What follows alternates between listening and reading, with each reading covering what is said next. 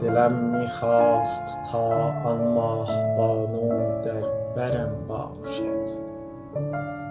دلم میخواست تا آن ماه بانو در برم باشد، نه یک روزی فقط نامش به روی دخترم باشد.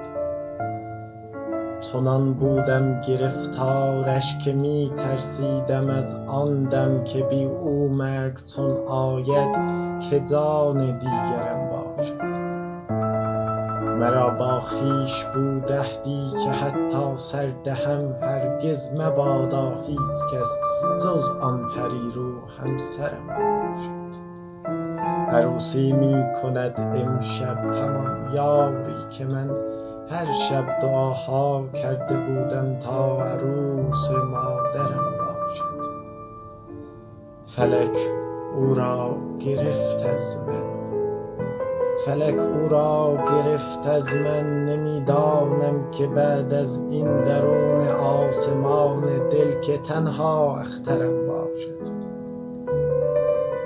از او غیر از غزلهایم نمیداند کسی چیزی، از او غیر از غزلهایم نمیداند کسی چیزی. چنین تقدیر شد جایش فقط در دفترم باشد. سلامم را تو ای بانو رسان داماد را، اما بگو فردا مبادا در کنار پیکرم باشد. غزلهای مرا یک روز خواهد خواند فرزندت، غزلهای مرا یک روز خواهد خواند فرزندت. یقین دارم که روزی دخترت عاشق‌ترم باشد.